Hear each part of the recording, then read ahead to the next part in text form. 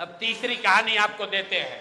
ये हम लोग के गोपालगंज के वहां के सबसे बड़े डॉक्टर शशि शेखर सिन्हा, जो रघुनाथ पांडे यहाँ के बहुत बड़े कांग्रेस के नेता थे मुजफ्फरपुर से, उनके दामाद हैं।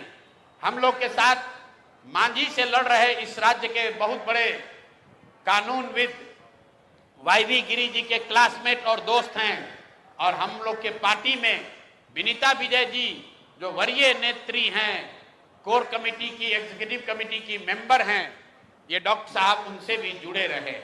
जन सुराज से इनका वास्ता करीब 1 साल पुराना है।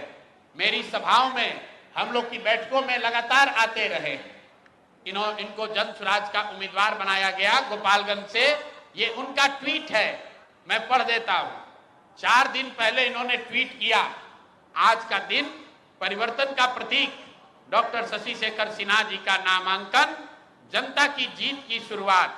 यह है डॉक्टर शशि शेखर सिन्हा। और ये देखिए, परसों रात में ये 8 बजे तक चुनाव का प्रचार कर रहे थे। परसों रात में 8 बजे तक चुनाव का प्रचार कर रहे थे।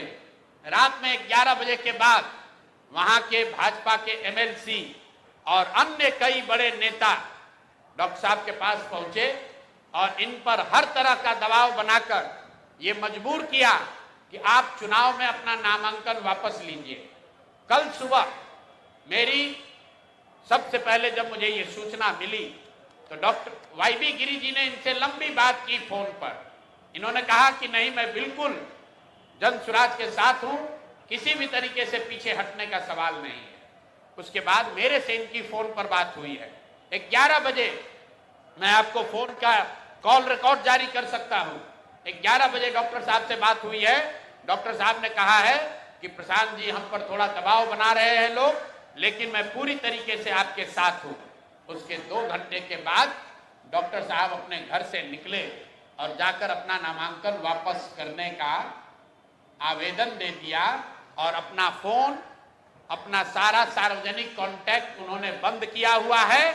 और ये चित्र भाजपा की ओर से जारी किया गया है, जिसमें वहां के भाजपा के प्रत्याशी और भाजपा के बड़े नेता डॉक्टर साहब को गले लगा रहे हैं और ये बता रहे हैं कि भाजपा के समर्थन में इन्होंने अपना नामांकन वापस लिया है।